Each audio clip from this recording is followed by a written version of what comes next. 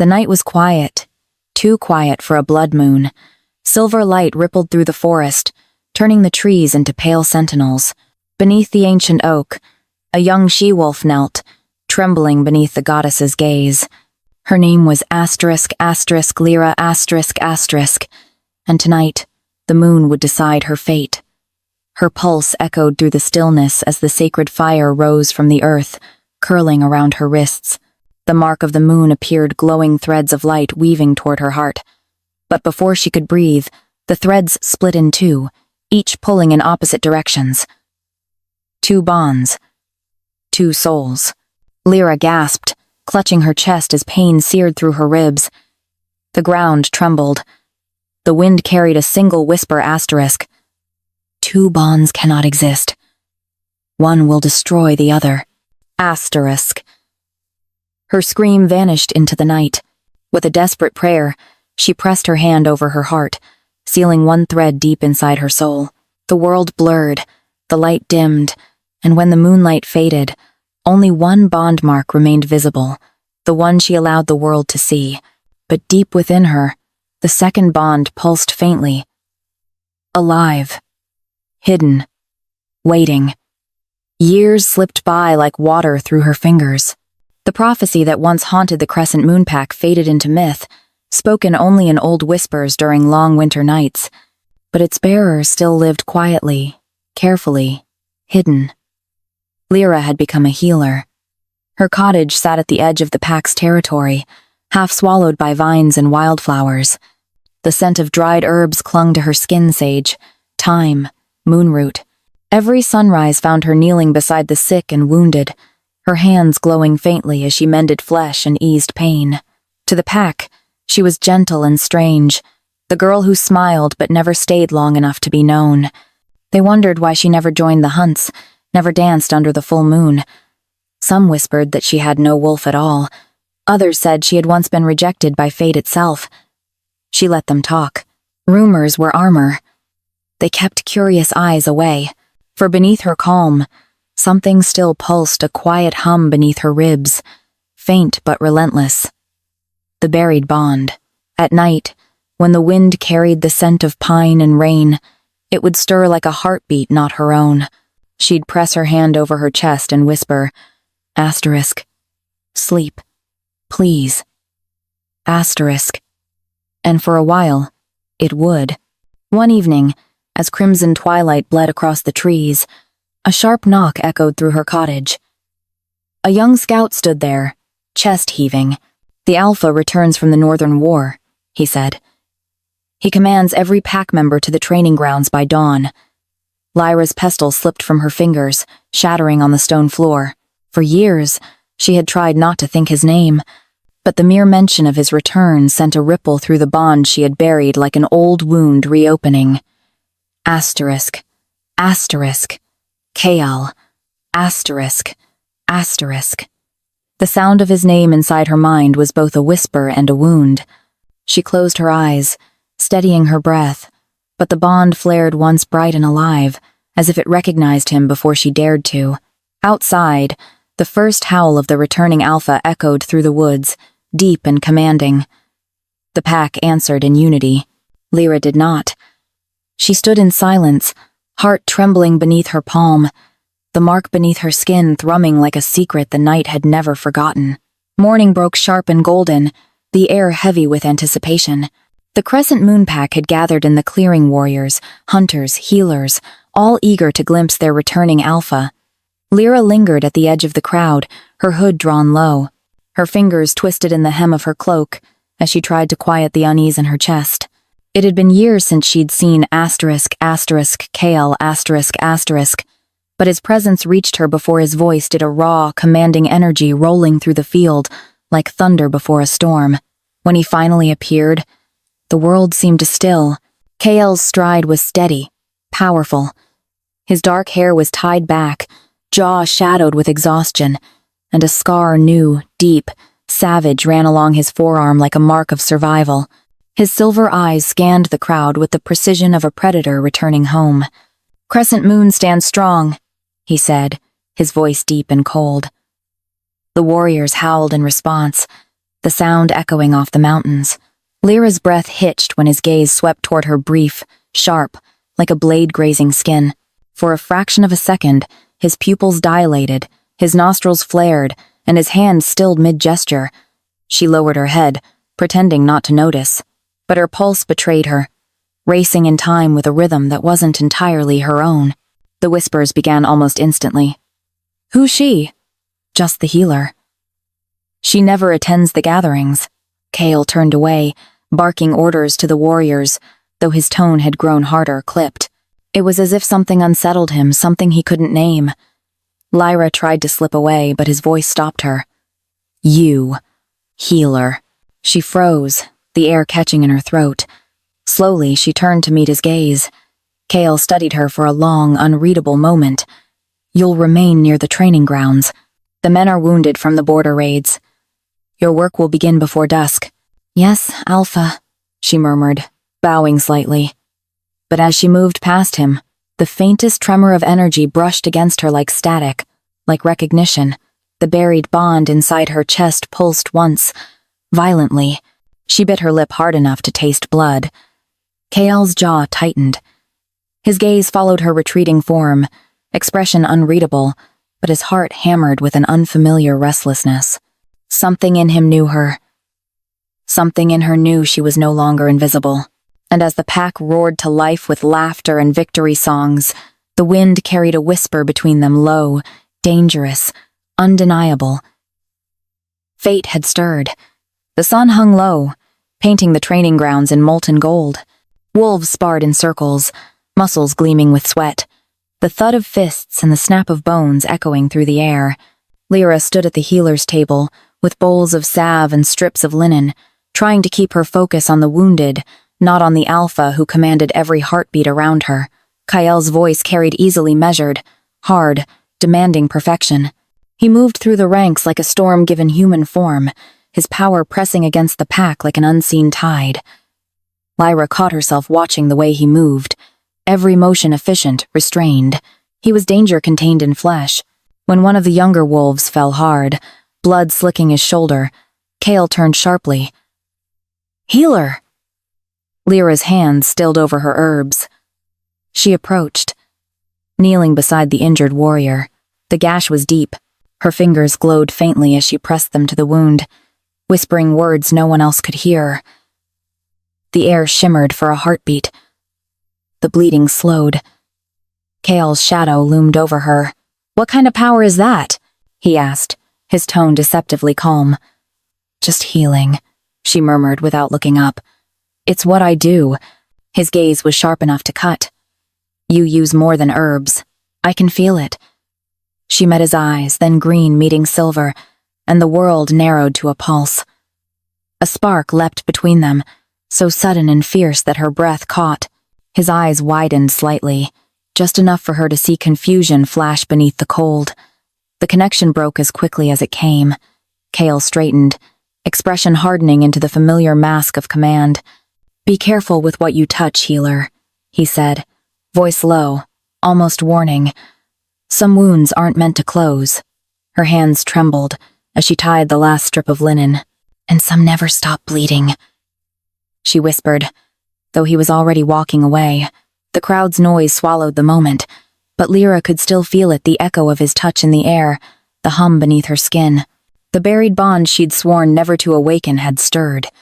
As Kale barked another order, his jaw tightened. The scent of her lingered in his lungs, wildflowers and rain, and it unsettled him in ways battle never had. He told himself it was nothing, just exhaustion, a fleeting distraction. But when dusk fell and the warriors dispersed, his eyes sought her out once more, drawn, unwilling and hungry for an answer he didn't yet want to know. Above them, the moon climbed quietly, watching, waiting.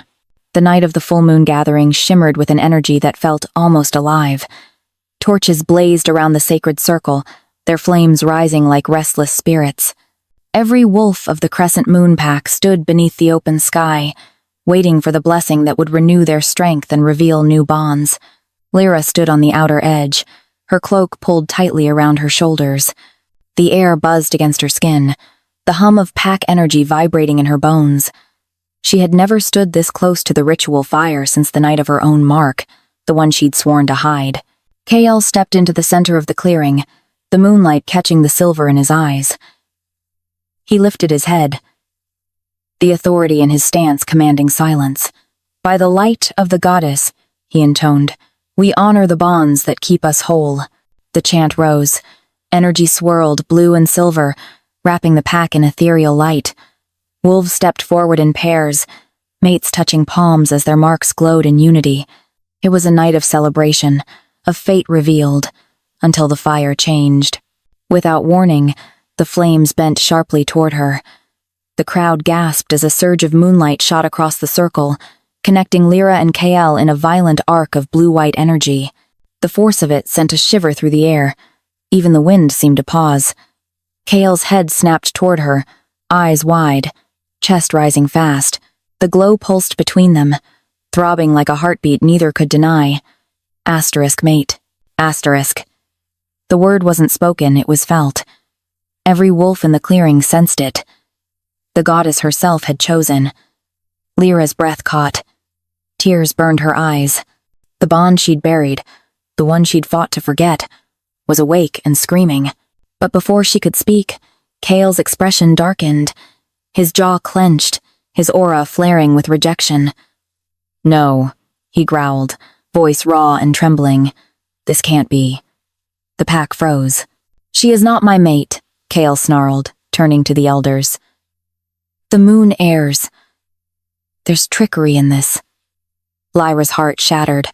The power linking them wavered, flickered, and then snapped like a torn thread. Pain lanced through her chest, sharp and deep. She stumbled back, clutching her ribs as the whispers began.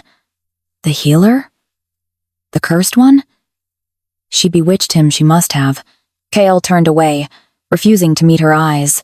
Lyra stood trembling in the cold glow of the moon, the silence around her louder than any roar. Her mark still burned faintly against her skin, proof of a truth the Alpha had just denied before his entire pack. And though she didn't cry, not here. Not before them, the tears came later, when the torches died, and she stood alone under the watching moon, whispering a promise to herself.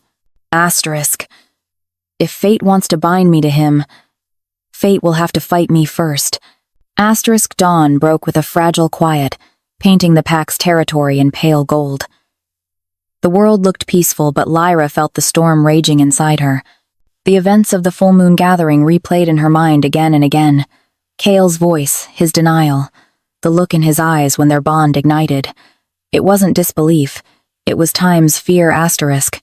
She'd seen it the way his control faltered for a heartbeat before pride took over.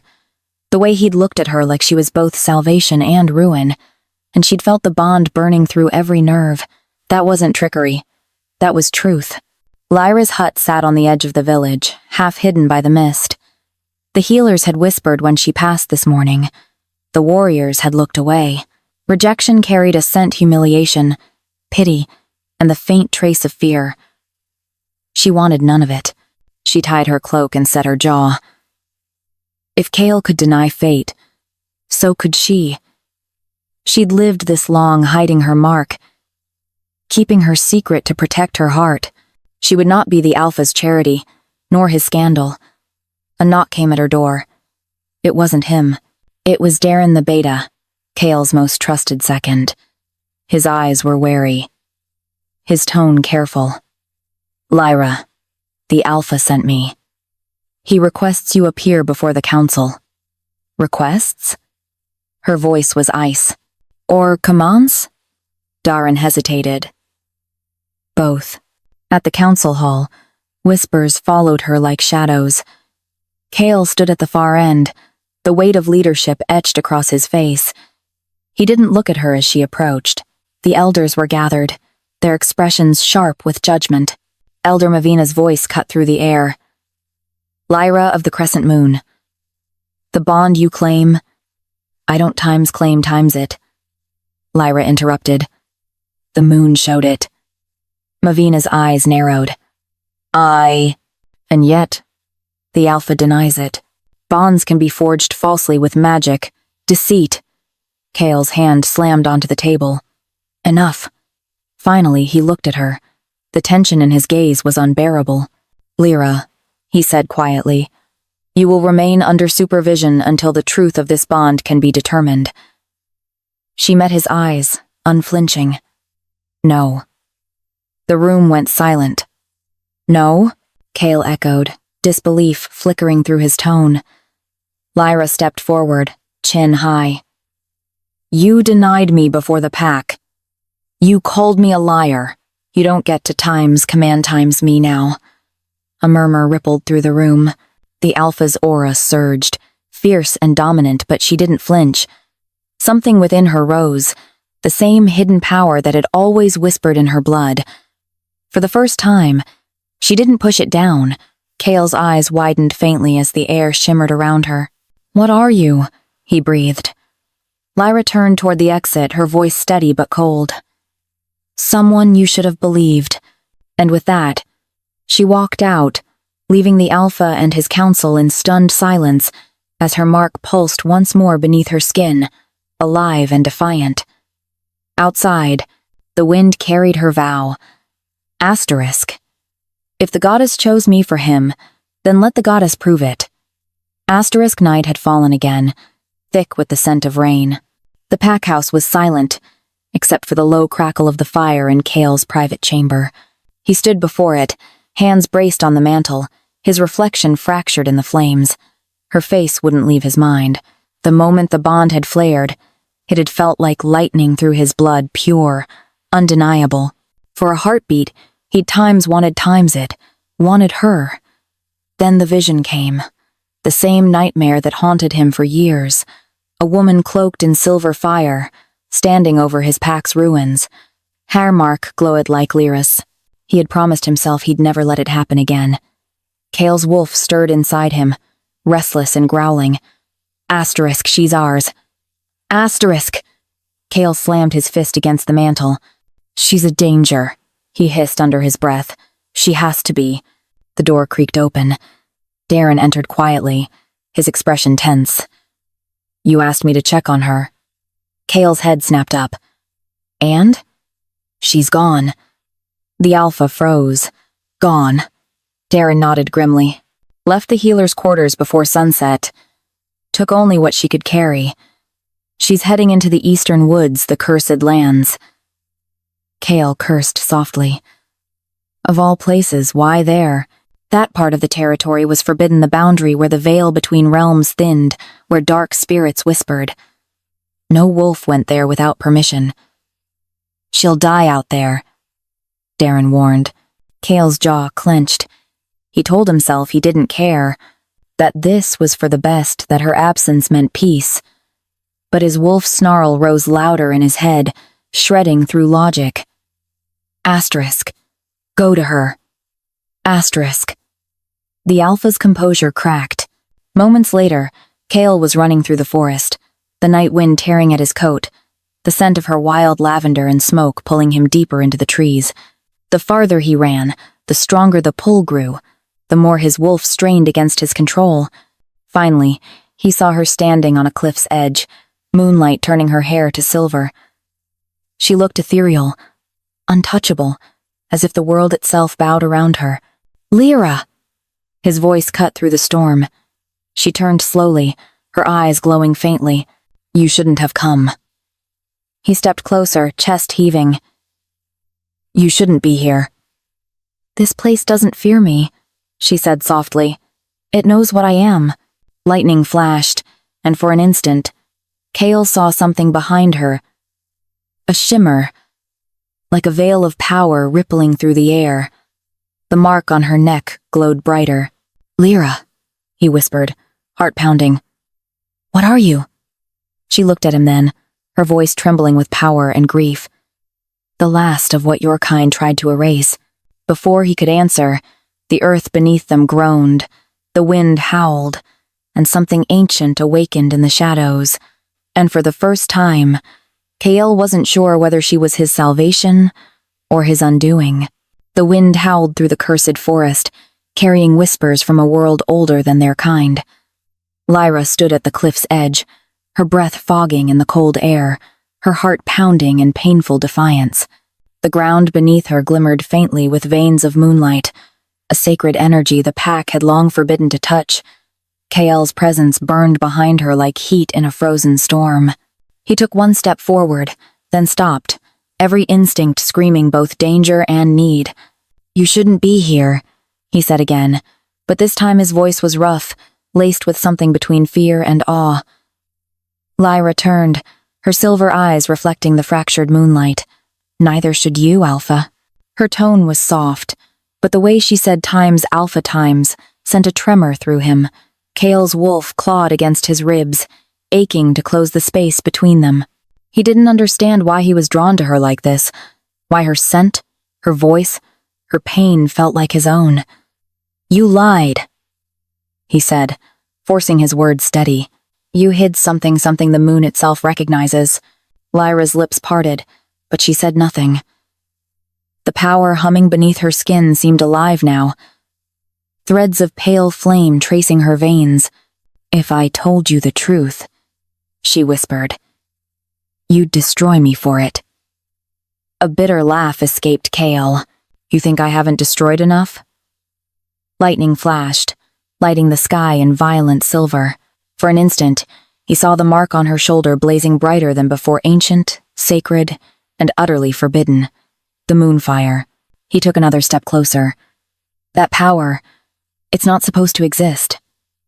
It wasn't supposed to survive. Lyra replied, voice trembling with an old sorrow. "But I did." The air between them pulsed bond energy, half broken, half alive. Kael felt it twist through his chest, binding him to her even as he tried to fight it. Her scent filled his lungs, intoxicating and wrong and irresistible. "Why didn't you tell me?" he rasped. "Because your pack kills what it fears," she said simply, "and I was born of both fear and fate." The forest went silent. Somewhere beyond, an owl cried, the sound low and mournful. Kael's hands curled into fists. He wanted to demand more, needed to, but a shadow rippled in the mist behind her. A chill ran through him. "Lyra," he said quietly, eyes narrowing. "We're not alone." She closed her eyes, feeling it too, the tremor beneath the earth, the distant growl of something unnatural stirring. Her gaze met his. "It's starting." "What is?" "The thing the moon tried to warn us about." Then the ground cracked open, light pouring from below, and Kael's roar merged with the storm as the cursed forest came alive. The night split open with a scream. Wolves scattered through the forest as the ground trembled beneath their paws. From the heart of the crescent border, an eerie red glow pulsed, a sign of blood magic. Kael raced toward it, his body shifting mid-stride, dark fur streaked with silver light. He'd felt her pain again. Not imagined this time, real, raw, pulsing through the half-broken bond like lightning through an open wound. When he reached the clearing, the scent hit him first. Lyra's blood. Sharp, sacred, alive. His wolf snarled, snapping at the chains of control as he shifted back into human form. "Where is she?" he demanded, grabbing a scout by the throat. "They took her rogues from the Shadow Veil," the man gasped. "Said she carried the moonfire. They knew her name." Kael dropped him, fury twisting through his chest like a blade. "Get every warrior ready. We move before dawn." The scout hesitated. "Alpha. The council forbids interference with exile law." "She's mine," Kael growled, the word escaping before he could stop it. His wolf surged with violent agreement. "And any who stand in my way will bleed for it." He turned toward the storm still raging over the mountains. The bond throbbed under his skin, no longer weak but demanding, pulling him toward her. Every beat of his heart echoed with her pain. Hours later, he stood alone outside the pack house, rain soaking through his shirt, lightning flashing across his face. His beta approached quietly. "You told us she was nothing," the beta said. "Now you risk the pack for her?"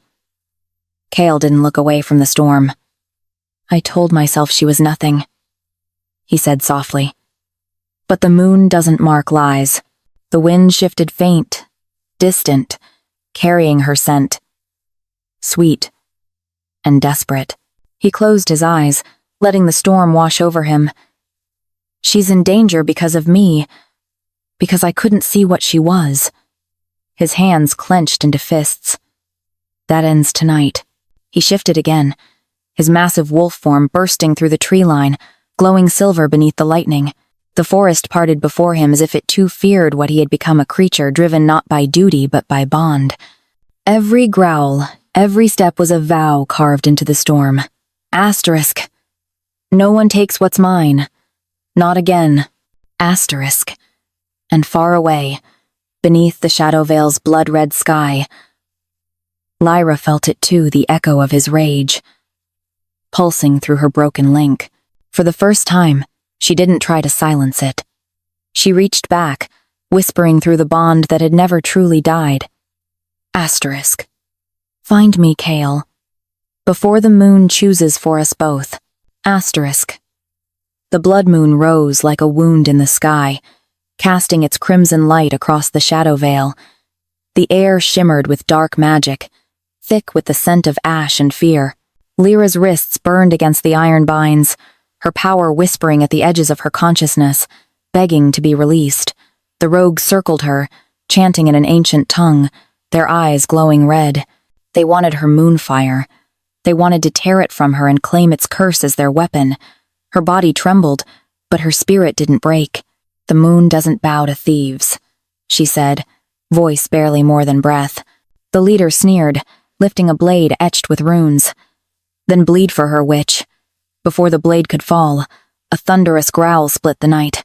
Shadows burst apart as a massive wolf tore into the clearing Kale, fur glinting silver under the blood moon, eyes blazing with fury and something far more dangerous. Fear. He moved like vengeance itself, ripping through the rogues as though they were mist. When the last body fell, Kale shifted, his bare skin smeared with blood, chest heaving. Lyra. Her name was a prayer, a curse, a plea. She looked up, trembling, her chains glowing faintly. You shouldn't have come. Try and stop me, he said, snapping the first chain with his bare hands. The iron burned his palms, but he didn't stop. Every link that shattered seemed to echo the breaking of the distance he'd kept for too long. When the final chain fell, she collapsed into his arms, weak but alive. For a moment, the world stilled. The blood moon flared, and their bond, half dead and buried, roared back to life. Light erupted around them, blinding in silver. Kale's breath caught as he saw it, the mark beneath her skin, glowing with two threads of power intertwining. Not one bond, but two. Lyra's eyes filled with tears. You were never supposed to see this. What is it? He demanded, voice raw. She hesitated, then pressed her hand to his chest. The moon made a mistake. I carry two bonds, Kale yours, and another's. The air thickened. His pulse thundered. Whose? Her voice broke. Your brother's. For a heartbeat he didn't move. The light between them flickered, fragile, alive. Then Kale stepped back, horror and realization washing over him. That's impossible. He's dead. I thought so too, she whispered. But fate doesn't let the curse die easily. The blood moon trembled overhead, its crimson light swallowing them both. Kale's chest heaved. He wanted to deny it, to reject the truth, but the bond pulsed again, brighter, heavier, demanding to be seen. And as the light wrapped them in silver fire, the moon itself seemed to whisper through the wind. Asterisk. The time for hiding is over. Asterisk. Kale reached for her hand, just as the ground beneath them split, swallowing the forest in a scream of thunder and light. The storm raged long after the ground stopped trembling. Kale awoke beneath a canopy of scorched trees, his body aching, his blood still humming with the aftermath of moonfire. The air smelled of smoke and magic. Lyra knelt beside him, pale and trembling, a faint blue flame flickering across her fingertips as she healed the burns along his arm. Her eyes were rimmed with exhaustion, but glowed faintly silver, otherworldly, ancient. You shouldn't touch me, Kale murmured, voice hoarse. The bond, it's alive, she finished softly. And it's angry. He caught her wrist before she could pull away. You said my brother. Explain. Her breath shuddered out. For a long moment, she just stared at their joined hands, his rough, blood-stained fingers wrapped around hers. Then, with quiet resignation, she turned her head, revealing the mark on her shoulder. Under the glow of the dying moon, 2 symbols pulsed, one of silver flame, his mark, and beneath it, a shadowed sigil, faint but still burning, his brother's. KL's throat closed. That's his crest. Lyra nodded. When we were young, before you became Alpha, your brother sought the moon's favor, but he asked for power. She forbade a way to command the bond itself. She cursed him for it. When he died, that curse didn't vanish. And it went to you. Yes. All. And all. Her voice broke. The goddess tied his dying soul to mine. I became the vessel for his unfinished bond. I hid it because the prophecy said if both bonds ever awakened, one of you would die. Kale stepped back, his chest rising and falling with restrained fury. You should have told me. I tried, she said, tears spilling down her cheeks. But you were already carrying too much loss. The pack was broken. You were grieving, and if you knew what I was, you would have killed me out of duty. He turned away, hands gripping his hair. You think hiding it saved me? His voice cracked. You think living half alive, half bonded to a ghost, was mercy? Lyra's voice was barely a whisper. It saved your life. Silence fell between them. Only the wind spoke, carrying the scent of blood and regret. Kale faced her again, eyes glinting like tempered steel. Then what now, Lyra? What happens when both bonds burn? She looked toward the horizon where the blood moon was fading into dawn. Then destiny decides which of us the goddess still loves. Before he could respond, a howl echoed through the trees, low, guttural wrong. The ground vibrated. Lyra's eyes widened. They're coming. Kael's wolf rose within him, answering with a roar that shook the ashes loose from the branches. He turned to her, voice low and commanding. Then stay behind me. Whatever fate wants, it can wait until I'm done protecting you. But deep in her heart, Lyra knew fate never waited for anyone.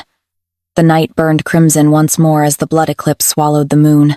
Shadows surged from the tree-line rogues, cursed wolves twisted by dark magic, their eyes hollow with hunger. At their head stood a hooded figure cloaked in silver ash. Kael's wolf instinct screamed danger. The scent beneath the blood and fire was unmistakable. No, he whispered, disbelief curdling into rage. It can't be. The figure threw back his hood, eyes the same steel, gray as Kael's gleamed beneath the moonlight. Hello, brother. Kael froze. His brother Eric stood alive. Changed. The curse had hollowed him, left his skin pale, his veins darkened by shadow. But he was no ghost. Eric, Kael breathed. You were dead. I was, Eric said with a smile like broken glass. Until your mate brought me back. Lyra flinched, the accusation cutting deep. I didn't bring you back, she said. The curse did. I've spent my life trying to keep it from consuming you both. Eric's laughter was low, bitter. You failed. The moonfire belongs to me, and when I take it, the alpha bond will break. The air trembled. Kael stepped in front of Lyra, his body radiating lethal power. You'll have to go through me. Gladly, Eric snarled, shifting into his monstrous wolf form. His fur shimmered black with veins of red flame. Kael shifted too, his silver wolf bursting forward, colliding with his brother in an explosion of fury. Their roars shook the forest. Trees splintered, the ground split beneath them. Lyra stood in the heart of the storm, magic flaring uncontrolled. The moonfire inside her pulsed in rhythm with their battle love and pain tangled, burning through her veins. Stop, she cried, her voice cracking with power. If one of you dies, the bond dies with you. Neither wolf listened. They circled, clashed, tore at each other until the forest ran red. Finally, Lyra's control broke. She threw out her hands, and the moonfire erupted, a silver inferno sweeping the field. The rogues turned to ash in seconds. The brothers froze, their bodies suspended in its glow.